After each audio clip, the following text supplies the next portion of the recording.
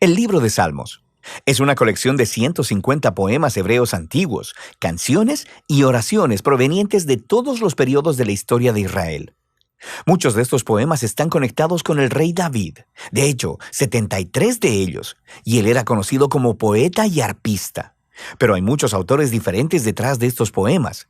Tenemos los poemas de Asaf o los de los hijos de Coré.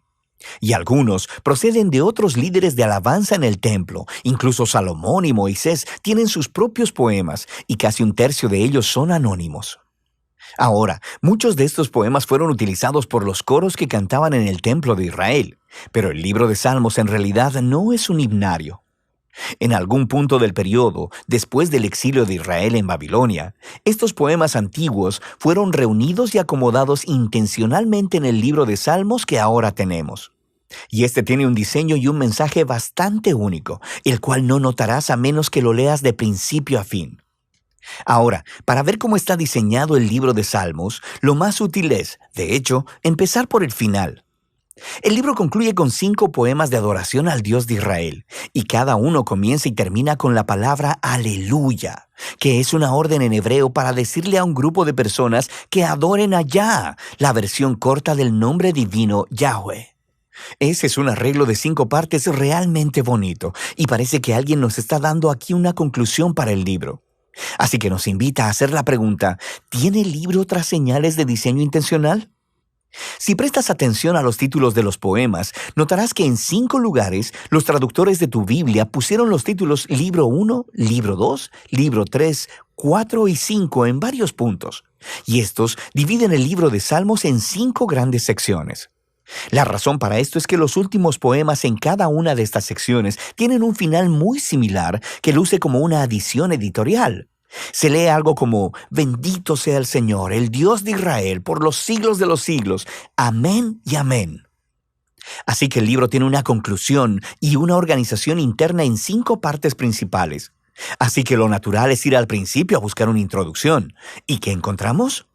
Los Salmos 1 y 2 se separan del libro 1 porque la mayoría de los poemas en el libro 1 están conectados a David, excepto los Salmos 1 y 2 que son anónimos.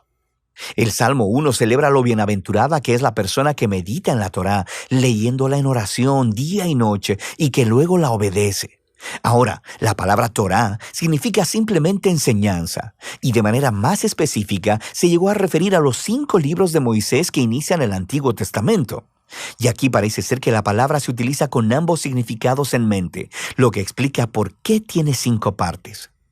El libro de los Salmos se ofrece como una nueva Torá que enseñará al pueblo de Dios la práctica de la oración durante toda su vida, al mismo tiempo que procuran obedecer los mandamientos de Dios entregados en la primera Torá.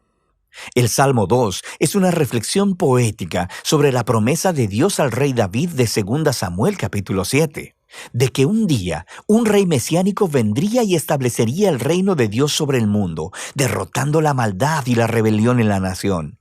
El Salmo 2 concluye diciendo que todos aquellos que se refugian en el rey mesiánico serán bienaventurados, precisamente la palabra que se utiliza para iniciar el Salmo 1.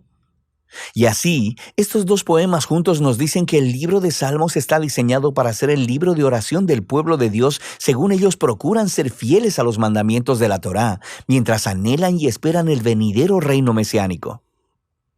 Ahora, con estos 2 temas presentados, podemos empezar a ver cómo los libros más pequeños también han sido diseñados alrededor de estas 2 ideas.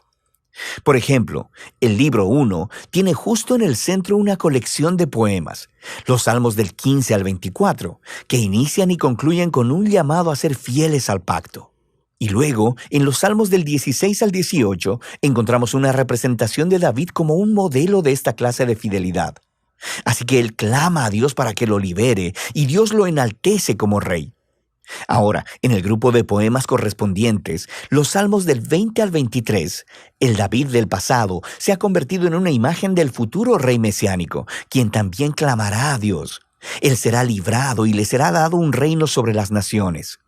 Y luego, justo en el centro de esta colección, está un poema, el Salmo 19, dedicado a adorar a Dios por proveer la Torá.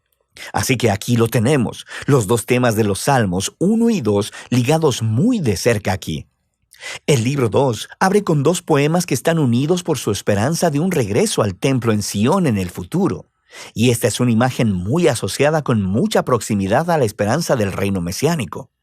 Luego, el libro 2 cierra con un poema que representa el futuro reino del rey mesiánico sobre toda la nación. Este poema es realmente asombroso porque hace eco de todos estos otros pasajes de los profetas acerca del reino mesiánico. Y concluye diciendo que este rey traerá el cumplimiento de la antigua promesa de Dios a Abraham sobre traer bendición de Dios a todas las naciones. El libro 3 también concluye con un poema que reflexiona sobre la promesa de Dios a David, pero esta vez a la luz del exilio de Israel. Así que el poeta recuerda cómo Dios dijo que nunca abandonaría al linaje de David, pero ahora está observando la rebelión de Israel, su resultado, la destrucción, el exilio y la decadencia del linaje de David. Así que el poeta termina pidiéndole a Dios que nunca olvide su promesa a David.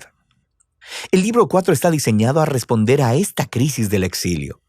Así que el poema inicial nos regresa a las raíces de Israel con la oración de Moisés, y el autor hace lo que Moisés hizo en el monte Sinaí después del incidente del becerro de oro: clamar al Señor por su misericordia.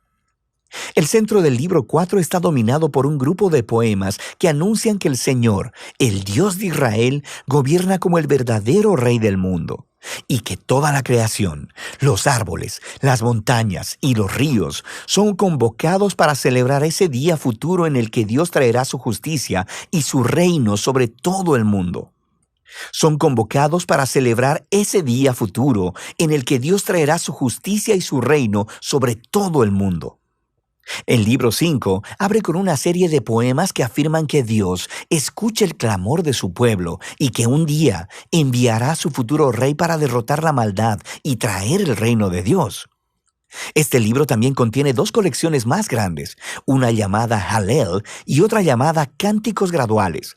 Cada una de estas colecciones concluye con un poema sobre el futuro reino mesiánico.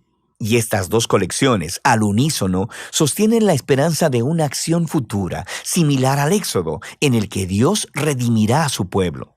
Y luego, justo en medio de ellos, está el Salmo 119, el poema más largo del libro. Es un poema alfabético. Cada línea comienza con una nueva letra del alfabeto hebreo y explora el maravilloso regalo de la Torá como la palabra de Dios para su pueblo. Así que aquí lo tenemos. Los temas del Salmo 1 y 2, Torá y Mesías, combinados juntos en el libro 5, lo que nos lleva de vuelta a esa conclusión de los 5 poemas. En el poema central, el Salmo 148, toda la creación es convocada para adorar al Dios de Israel, porque, citando textualmente, Él ha exaltado un cuerno para su pueblo. El cuerno es una metáfora de un cuerno de toro levantado en señal de victoria. Y esta imagen hace eco de la misma imagen usada en el cántico de Ana en Samuel capítulo 1, pero también al Salmo 132. El cuerno es un símbolo del futuro rey mesiánico y de su victoria sobre el mal, y es una conclusión apropiada para este asombroso libro. Ahora, aquí hay otra cosa que probablemente pasarás de largo si no lees el libro en orden. Hay muchas clases de poemas diferentes en el libro de Salmos, pero todos, básicamente, caen en dos grandes categorías: poemas de lamento o de alabanza. Los poemas de lamento expresan dolor, confusión y enojo acerca de lo horrible que es el mundo y lo horrible que son las cosas que le están sucediendo al poeta. Así que estos poemas llaman la atención a lo que está mal en el mundo y le piden a Dios que haga algo al respecto. Hay muchos de estos en el libro, lo que nos dice algo importante, que el lamento es una respuesta apropiada a la maldad que vemos en nuestro mundo. Pero lo que notarás es que los poemas de lamento predominan en la primera parte del libro, en los libros del 1 al 3, pero pon atención, porque en ocasiones también encontrarás salmos de alabanza. Los poemas de alabanza son poemas de gozo y celebración y llaman la atención a lo que es bueno en el mundo y recuentan las historias de lo que Dios ha hecho en nuestras vidas y agradeciéndole por ello.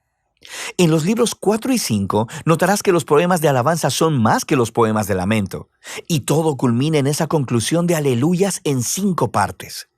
Este cambio de lamento a alabanza es profundo y nos dice algo acerca de la naturaleza de la oración, mientras esperamos por el rey mesiánico como el libro nos enseña a hacer.